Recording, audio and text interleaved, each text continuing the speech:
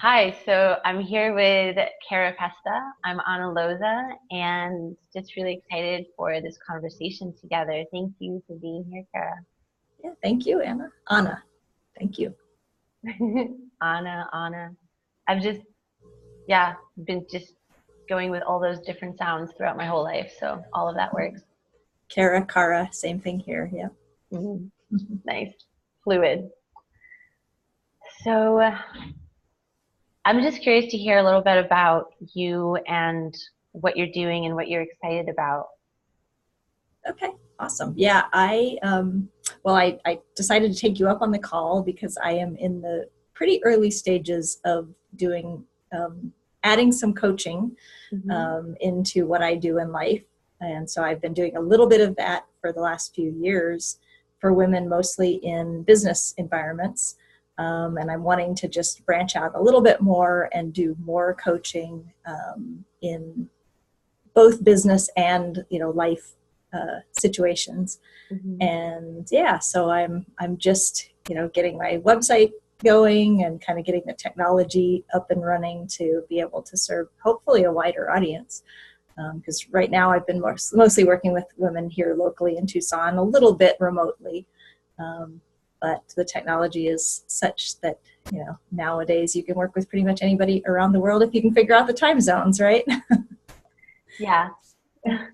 We're laughing because we had a little bit of like a time zone mix up that ended up not even being a mix up right before we started this call. So definitely one of the little moments of, connecting with people worldwide, which is such a gift. Yeah, for sure. I agree with you because, first of all, it allows us to just speak with more people. Just all of a sudden the people that we can connect with and serve, that totally opens up. And there's definitely a qualitative difference, like just a feeling difference between the people that we see in person. So the women that you said that you see in Tucson, that's probably very special. To connect with you one on one and really be there, looking in your eyes, um, and a lot of this kind of energy can go across the digital space as well, especially when we're conversing and doing some energetic healing. That's all available to us. So I'm wondering, what is it like? How do you work with women? What kind of shifts do you facilitate? Like, what's your work focused around? Um, I'm still honing in on it, but one of the things that my background or my training is in integral coaching. And so I'm working with people really on kind of the whole person. So rather than coming at a problem and saying, this is something that's bothering me that I need to fix, it's really looking at the larger context of the person's life and their home and their business and, everything that they have going on, their relationships, their spirituality, and kind of looking for, where are things out of balance that are really causing what feels like something wrong or something stuck. And then just getting into, helping to bring all of those things back into balance and helping the person find their own capacity to deal with what they have going on, versus looking at something like a problem that needs to be fixed or, something that they need some more tools to deal with, that they really already have what they need.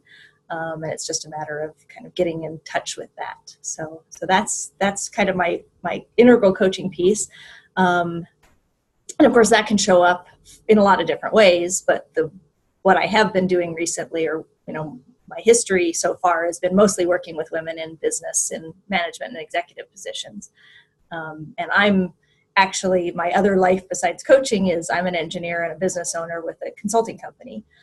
So that I have some background and some history in, in just that world. So that makes it kind of a nice connection for me. And then one of the other things that I've been most recently involved in, which is it's an integral type of way of thinking, is a philosophy called body trust, which is really all about helping people to know that they're okay how they are, because we have a lot of angst in life over how much we weigh and how we look, and whether we're eating this way or that way or exercising the way that we should be, should in quotes. And so that work is really around helping people to kind of find their way back to trusting themselves and what their body is telling them is right for them, and what they're what their body is telling them is right for them in terms of their size, and how they eat and how they exercise, and just really being at a place where they can find that comfort that they are okay as they are, versus trying to be something else, be a different way, diet and exercise down to a smaller body size or a more perfect shape, and really just learn to trust that your body knows what it's doing, and that it's that you are good as you are. So and that's also shows up in the business environment, but a little less. That's a little bit more personal kinds of work. And so those are two of the main things that I'm looking at doing right now. Wow, there's so much there. I want to just unpack all of that you touched upon. Let's just go back to how you said you're an engineer. I am. Yes. So that's so fascinating. So because I know that involves so much training and it's such a dedicated profession. So is there something that put you on this journey to become a coach and integrate and learn all of this? Like what's the story behind all of that? Yeah, that's a good story. Actually, I have been with the same company that I'm with now, and I'm one of the owners of, for almost 20 years now. And so I grew up in the world of, engineering, doing water system planning and design. And a few years ago, I was just really feeling like something wasn't right. I felt stuck. I felt really unhappy in my situation. And I started looking into, coaching for myself, and ended up finding and becoming part of a coaching program, and did a year-long coaching program. So I was getting trained in coaching as well as being coached. And, that was really a transformative experience for me. It changed the direction of my life pretty considerably. And, and some of that, the desire to learn about coaching was because I had been an engineer and I had spent so much time in the technical world, and I, was in management, and I, wasn't sure I was very good at that and very good at being, managing people. And so I wanted to really learn more about how to work well with people. So the combination of all of those things is what led me to go do this coaching course. And that's just been amazing, because I have learned so much more about both myself and the people that I work with and work, for, and everybody I interact with in the world. So it's been just, an amazing and transformative, opportunity for me. And then what I got out of that was so much that I really do want to bring, that kind of healing and that kind of just help to other people, because it's been amazing. And such a journey for me. So how has your life changed? Like, are you still in engineering, or did you like shift your whole life around? Like, what happened once you discovered this and went down this path? I still do engineering, and I'm still one of the owners at this engineering firm as well. And my work had already been shifting into more of the management side of things anyway, just in the natural course of my career. So I'm doing a lot less engineering and a lot more management now. But really, I think what changed for me in all of that was my relationships with, people that I work with my partners in the business, with my husband, because I changed, my relationships with them changed. And that just was so different, and so much more at ease with a lot of things going on. So, engineers, type A personalities, all of that stuff, finding a way to, kind of relax and be okay with what's going on can be very, very challenging. And so that's really been a huge part of my work over the last few years, is learning how to, be okay with what's going on and relax into even things that I may not like very much, but to be okay with that, and to find it in myself to, to move within those situations with a little more grace and a little less, rigidity and the stress that goes along with that. So. Mm-hmm. So that's so amazing, when we find a new way that we want to express our life and shift our life. And then we're so blessed to have our partners, kind of have the space for that in the relationship, like you're saying with your husband. for you to discover yourself more and just shift how you live, and for that to even better our connection that we have. That's such a blessing. Oh yeah, definitely. Yeah. What kind of, so you're talking about like being better with what's happening, and or like relating to it more effectively with more peace. Is that what you mean? Mm-hmm. So what's your favorite like go-to tool in your practice today? Like if something was to happen today in your life, what would you personally do? Is it like breathing or mindfulness or Yeah. supplements? Like what is it? Mindfulness is a big piece of it. Absolutely. So that when I started doing the integral coaching course that I did, that was one of the first things that they assigned to us as practices was, just a basic mindfulness meditation type practice. And then because of my overstressed nervous system, one of the other things they assigned to me was restorative yoga, which is just basically like kindergarten nap time with a little bit of yoga in there. And it was the most wonderful, relaxing, beautiful thing. And incredibly healing for my kind of overstressed state. But now, just mindfulness practices in general are really part of that key for me. As well as, a lot of internal work just on, personality parts and, what's going on when something sets me off or something is stressing me out. What is it about the situation that I'm reacting to? How are my personality parts coming up, and, what's in play? And really just investigating and continuing to work with all of that so that, I'm not as tied to or controlled by, the personality so much as just kind of watching it all go on and, being able to be in the midst of it, so. That is such powerful work. Like that is, I have said that before, that stuff like that is like the work, the only work to do. It is. Yeah. And it can be fun. It can be exciting to discover ourselves and learn about ourselves and have that witness perspective and just be like, wow, there's an emotion just storming in my body right now, and I'm not lashing out, and I'm just going to sit with it, and it's uncomfortable and scary, and I'm just going to be with it. That's still, that's still the place I go to in my own life. I mean, just to watch an emotion. Yeah, that's beautiful. Yeah. That's so exciting. So what about body trust? Is that what it's called? Body trust? Body trust, yeah. Yeah, what is that, like a massage technique? What is that? Tell me more about that.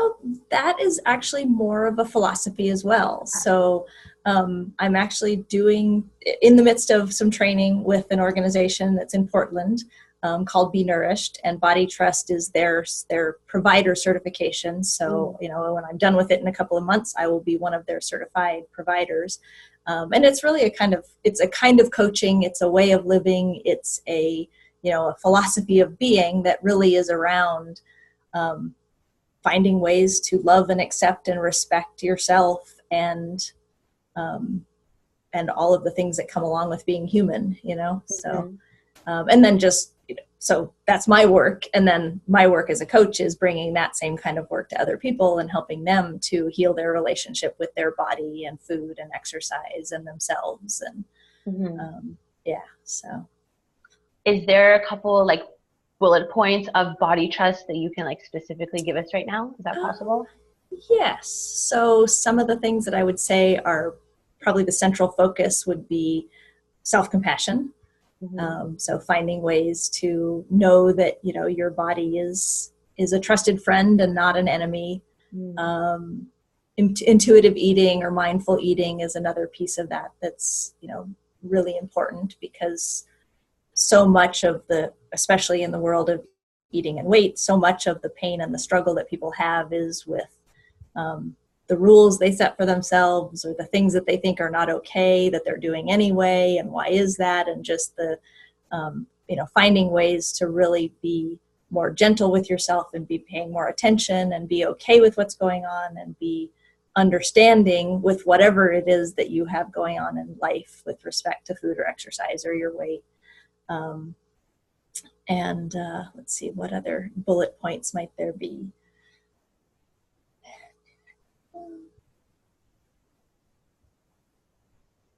drawing a blank right now. Well, just that name, body trust, that sounds so good to me. That sounds Yeah. so just like um, available and soft and luscious. And I mean, what I'm hearing from this, from just your journey and what you've explained, is that there's a component of self-care and Mhm. self-love and learning how to rest. Is that Yes. right? Yes, absolutely. Yeah. Oh, yeah. One of the other, bullet points, if you will, is really embodiment. So, Yeah. so being in your body, not necessarily doing things, exercise and things that you feel like you need to do to meet a certain expectation or just be a certain way. They not doing things to and on the body, but doing things for the body, doing things with Mm. the body. So, embodiment and movement, for people who can move, because not everybody has the same ability, looks different for different people. So instead of just feeling like, well, I have to go to the gym because that's what, my doctor says, I need to go to the gym 3 days a week and, go lift weights and, ride the exercise bike. And, you might hate it, but you feel like you have to do that because that's what the medical model says is, the way that we should treat our bodies. And I think there's a lot of wisdom lost in that, not, that doesn't work for everybody. For some people, it might be that they want to go dancing. For Mm-hmm. some people, it might be that they want to go out and go for a walk, in nature. And, just having the trust that what feels good for your body and what you want to do for your body is an okay thing to do, and not having to say, oh, well, somebody else has got this rule for me that I need to follow. So yeah, so that's where the trust comes from. I love that. That's so Trusting yourself. critical. I mean, culturally, there is a tendency of like, this is right, this is wrong, to look in this way, which is the best way to look. You gotta go there. I mean, Mhm. all these, yeah, like you're saying, all these rules that someone else has given us, and to just come back and start to listen to the body. And maybe, maybe I love to work out, and today my shoulder is kind of telling me, don't do that move. But if I'm like, no, this is my regimen, I gotta keep going, we can hurt ourselves. And also, yeah, just not live in that luscious like relationship with our body where there's so much wisdom. Yeah. So what about you personally? Like, what's a practice that you love for embodiment? For me, it's been dancing, and it's been walking, and a part of my history and my story in coming to all of this was that, I was one of those people that followed the rules and did the things and, ended up injured multiple times because I was just not listening to what my body was trying to say, which is, this is too hard on, this is too hard on me. And because I wanted to look a certain way and weigh a certain amount and fit in certain size clothes. And I realized I had to let that go, and I had to do something that was more caring and more loving and more gentle for myself because, what I was doing wasn't working and it was really unhealthy. So that was another piece of that whole puzzle of, back in the day, feeling really not like something wasn't right. There was so much of that I needed to unpack and then repack in a different way. And, so my relationship with food and exercise was part of that. And that's, again, why I want to bring that to other people, because I found that there's just, there's a different way of doing things, that you can find, and that is just so much more gentle and caring and, such a healthier way to live, really, in the grand scheme of things. Yeah. As you're talking right now, I get this sense that even the terms that we sometimes use in the wellness world, like food and exercise, even those words themselves can almost be like anxiety causing for someone whose Oh relationship, yeah. like let's say we know that our relationship is off course and it's not honoring our body. And we think there's like this vast chasm to actually get us into whatever a healthy relationship is.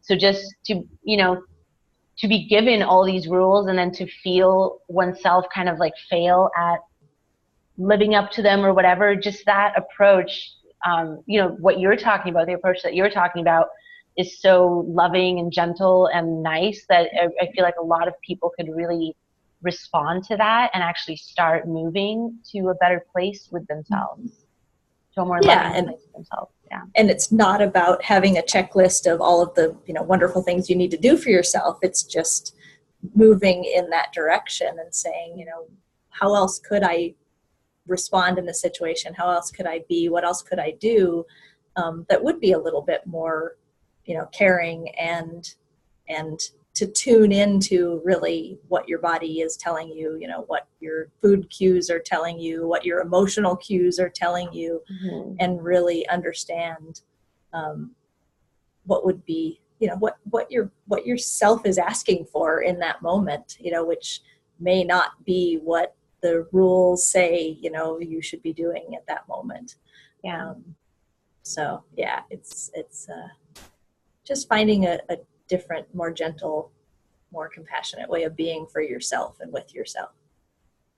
Did you find it a challenge, or have you been speaking to people who may have found this a challenge, like coming from a place where we don't listen to our body and we push through a lot, and then starting to listen and hear and understand the way the body speaks to us, and then responding to those? So even just that listening and hearing of our body's wisdom and our body's language could take some practice. Oh, very much so. Yeah. But even having just a little bit of that is it's kind of avalanches, as you start to realize that little things that you can do for yourself can be, a different way of doing things and a more gentle, caring way of doing things. I think you start to realize that there's a lot of those sorts of things that you really could do pretty easily to take care of yourself and to be more kind. And and then just, to get that attunement and really start to pay attention.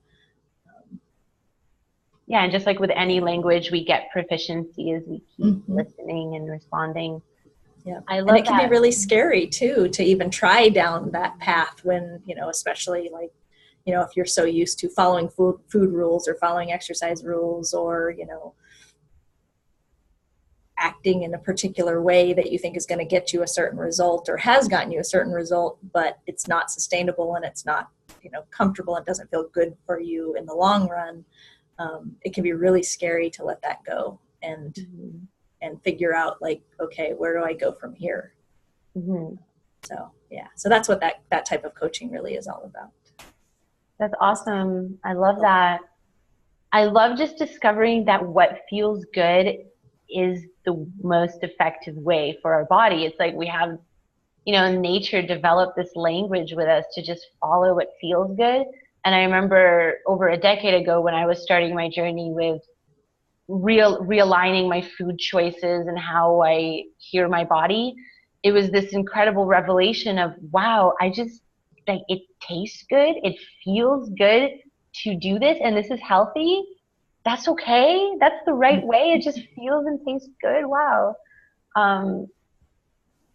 It's amazing because we have such a culture of like soldiering on and pushing through and just doesn't feel good. Well, that's okay. Keep doing it. And I think a lot of people are discovering now that it's okay to feel good and to love ourselves, and it's not selfish and it's not weak. It's just all right. Yeah. Yes. Yeah. Yeah. That's a beautiful way of putting it. Awesome. Yeah, there's so many modalities that are available to us right now. We really have all the tools to help ourselves, especially. I love what you said about going into this program for 1 year, because that's such a commitment, and that's such a probably was a consistent stream of support and change that you were going through. Is that correct? Oh yeah, for sure. Yeah. In fact, I still have a coach related to that program. So I work with somebody regularly on myself, which helps me to bring my best self to the world to do this work with other people. So. That's so pivotal. I've committed to a 1 year coaching program before, and that was some of the biggest shifts that I've really experienced, because there's this consistent approach and you kind of get comfortable in this container, or I got comfortable in a container of meeting with someone regularly. And I just knew that I was going to come to the table and bring my vulnerability and my pain and my joy, and then I got to see consistent transformation. So I love that when someone feels ripe enough to attend to that. You know, for some people, a year of coaching might not be accessible for whatever reason. Maybe it's a 3-week thing, maybe it's a 6-week thing, and there's just, however that we can commit to ourselves is so beneficial. Yeah. And what's really neat about the world that we're in now is that there's so much resource available online, that, you know, if you don't have the capacity or the financial capacity to be able to, you know, do one-on-one coaching with somebody, there's a lot that you can learn, you know, just by getting online and kind of learning about, you know, what might I try that could be different. So there's a lot out there for people who are interested in learning and in deepening themselves, and, you know, and just really figuring out what they're all about. So coach is just to help you along that process. But. Yeah. Well, I find that the most valuable thing about one-on-one time is that, so someone like you, if I was to come to you, you get to really see me in a way that I don't see myself, and you get to reflect to me whatever it is that I'm doing that I could hide from myself, or I could kind of make an excuse and weasel out and not really be accountable with myself. So even if someone gets a coach just for a little bit of time, it could really jumpstart, I think, a life path transformation and experience. So I think there's a lot of value in someone coming to a support system like you're offering.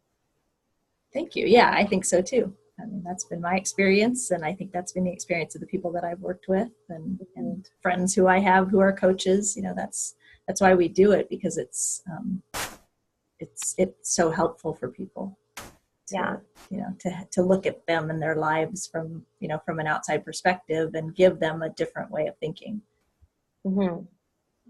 I really find this with the work that I do in tapping. You were asking me before we started how I got into that. Loza mentioned a bit about that, but first I'll just say that with tapping, a lot of it is about speaking our emotions and our thought patterns.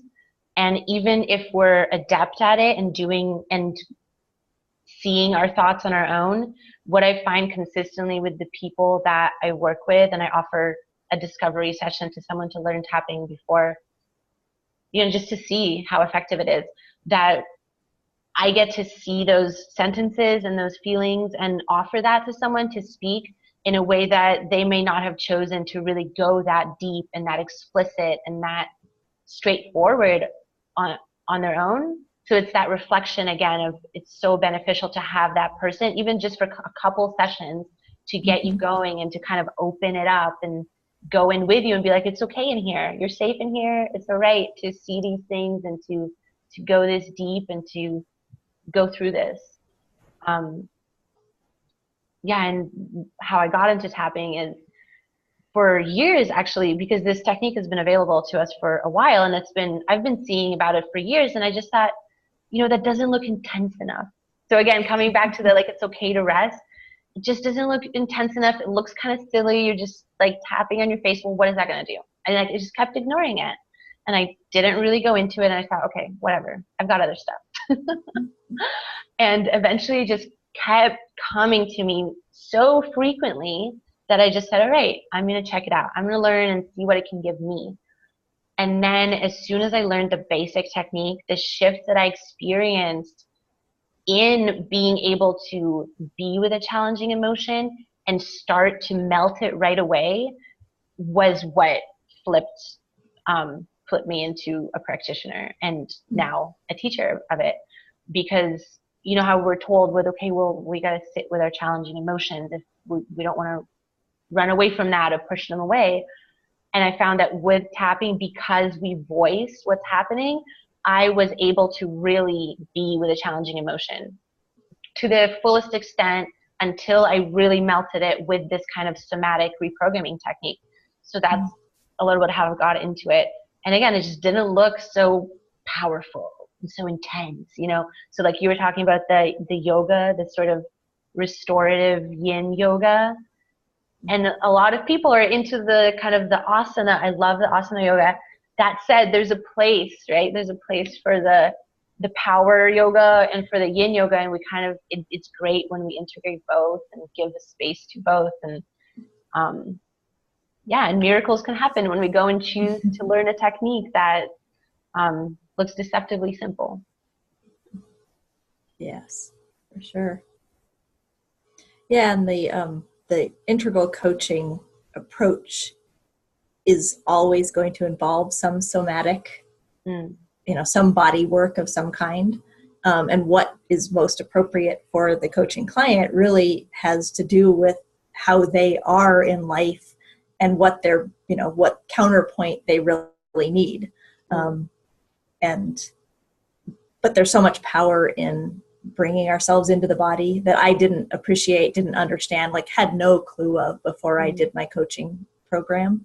But the body aspect of it and having, the body and the mind working together is really important. That's really, really critical to, any kind of shift that you want to try to make.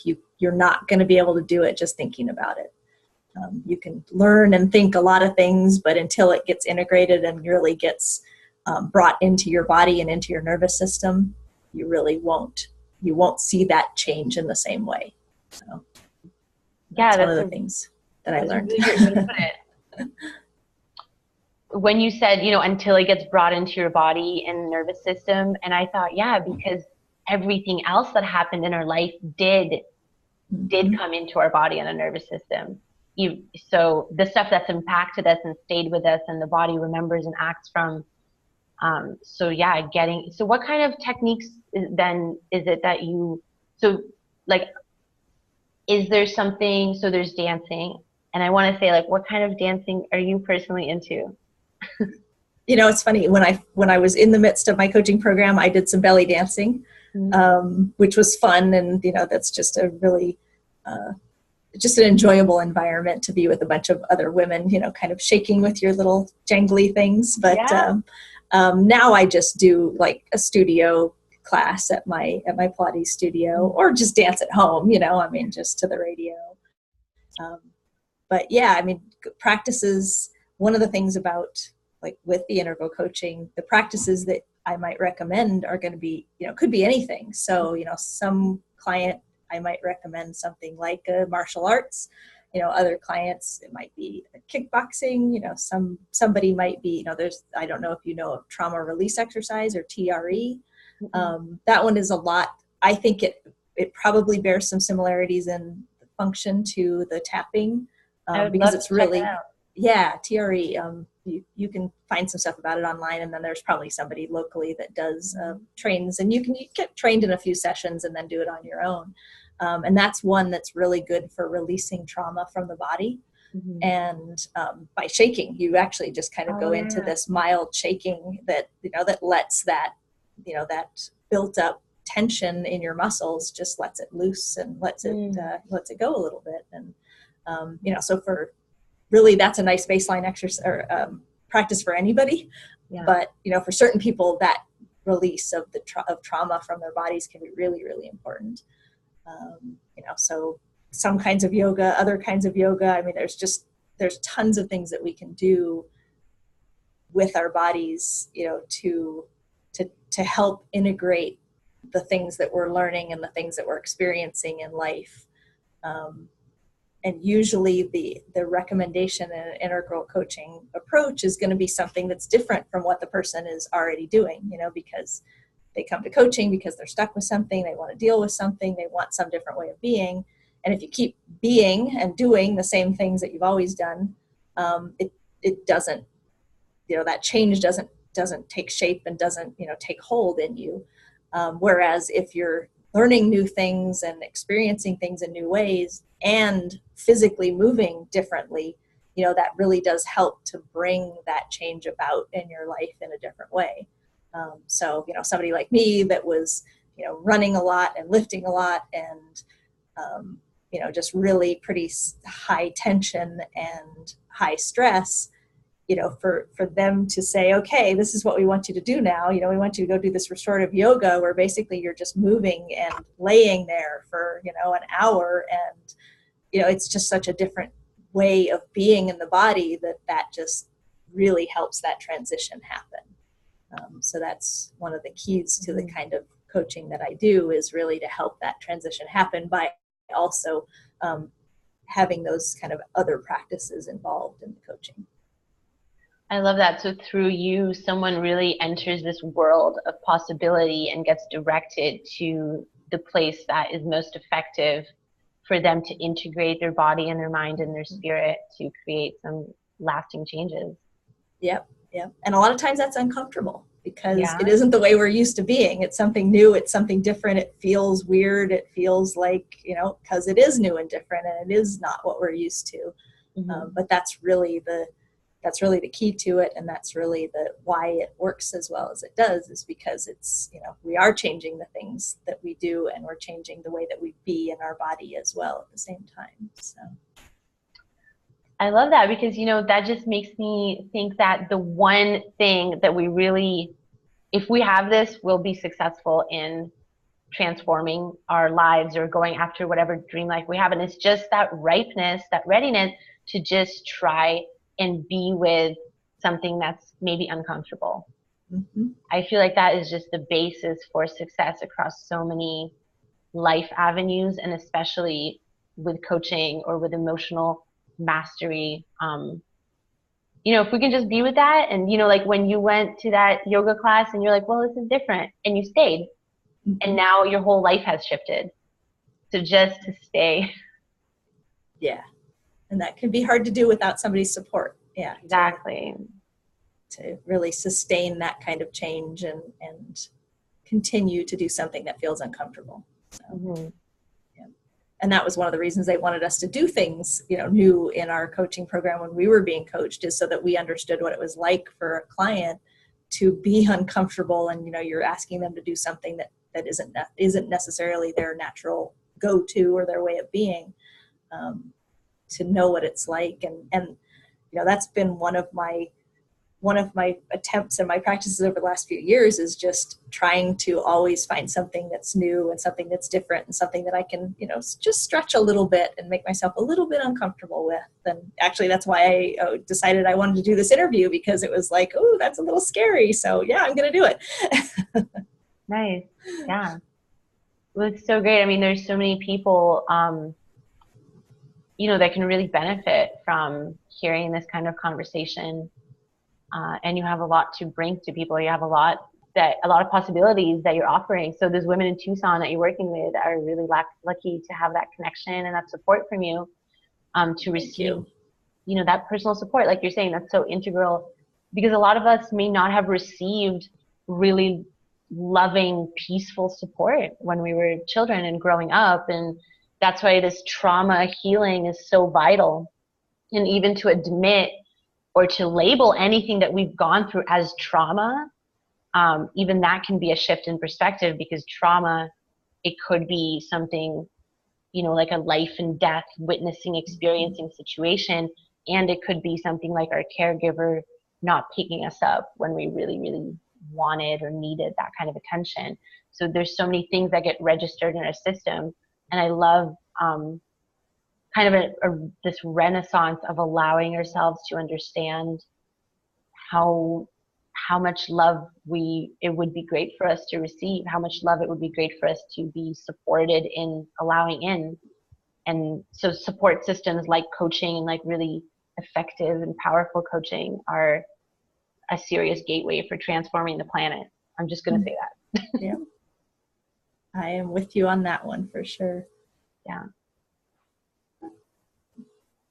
Do you find that there's a commonality in the women that you work with? So the people who are attracted to your work and that you work with, is there a couple strands that people come to you with, and you find yourself kind of focusing on in one direction of the puzzle more so than others? Or is it, because it's very integral work, so I understand that it involves everything. Yeah, it does. And there are some commonalities. So I would say that just in general in our world, everybody is way, way, way busy. Mm-hmm. And so figuring out and, working with finding kind of comfort in the midst of the busyness, mm-hmm. Is definitely an important piece of what I do. And I would say probably communication is the other piece, and that's probably even a bigger piece, that finding, women finding their voice in whatever the situation is that they're wanting to deal with, whether that's work or home or both. It's learning how to be able to say things that are uncomfortable or that, but that need to be said. Learning how to, stand up for or even figure out what you believe in, and then being able to speak that truth. Mm-hmm. I would say that is probably the basis of most of the coaching that I do, or, communication in general is probably the basis of a lot of the things that we find challenging and want to work on. So. Mm-hmm. Yeah, it sounds like just if I could sum that up, sounds like a coming into oneself and into one's power, Mm-hmm. into just letting oneself be fully who you are, and all the ways that has been occluded just by life and culture and experience. Yes, that is a wonderful summing up. I'm wondering if the work that you've personally done has allowed you to become a more effective engineer, because you said you're still in that job title as well. Has that impacted, well, I'm sure it's impacted the way you show up at work. So what kind of experience have you had merging, kind of bringing yourself there in that way? That is an interesting question. Well, I would say the biggest piece of it probably, again, has been the relationships and the communication aspects of what I do. So, engineering is engineering, technical work, but 90% of what we do in any workplace is really interacting with other people, right? So whether they're clients or coworkers or our employer, it's having more skill and more ease in those situations that probably helps us to perform our job function better, even if we're really good at our job to begin with, if that makes sense. So I don't know that it necessarily changed the way I do engineering, although I think I'm a lot more creative and just a lot more connected to my creativity now than I was a few years ago. Mm-hmm. But I think it's really changed the way that I've learned to communicate and just to move through the world in a way that is more easeful and, feels better for me, feels better for the people around me. Mm-hmm. And of course that makes you a better leader and a better manager and, a better business owner and a better wife and a better mother and everything when, you have that connection with what's going on with you and other people, and you communicate better. So it's all those things. Yeah. Integral. Yeah. So if people want to work with you, where can they find you, and what are you available for right now? So I have a website that's actually under the business name of Kallio Coaching and Consulting. It's actually Kallio Coaching is the website. Mm-hmm. We're going to link all of that stuff in the bottom awesome. here. Okay. So, and and I'm looking to add a few coaching clients. Mm-hmm. And there's certainly some flexibility there in terms of times and and days, because I do have a job here as an engineer. And so if that works for people to have evenings or weekend coaching sessions, then that is actually terrific for me, rather than doing it during the workday. And and I'm, I would be more than happy to work with women on anything to do with business aspects of, their lives and their communication and their relationships, as well as home aspects of all of those same things. And, anything to do with eating, exercise, weight, self-care, self-love, all of those topics. Mm-hmm. So, yeah. That's wonderful. It sounds like you could be a really strong ally for someone who's in a similar kind of transition like you were in. Just combining the regular world that someone might be coming from into the more integral world and walking Yeah. that path and really finding those ways that is most effective for them. Yeah, there's a lot of stress in being a woman in a technical career field, especially in a male-dominated, world, which a lot of engineering, construction, technology fields are. And so that's definitely a place that I see something that I have to offer, because I have navigated that and continue to navigate that, and also being a wife and a mother at the same time and balancing all of those things as best as you can, which, is awfully challenging when there's all of that going on. But yeah, so that's definitely a group of women that I think I have something to offer to. Amazing. Well, thank you so much for being a part of this conversation today. And Yeah, absolutely. yeah, I really enjoyed discovering all those places with you, all those topics. Thank you. I enjoyed the conversation as well, and to hear your perspective or your mirroring back to me in your beautiful language of what I do is really, really wonderful and helpful. So I Awesome. appreciate it. Thank you.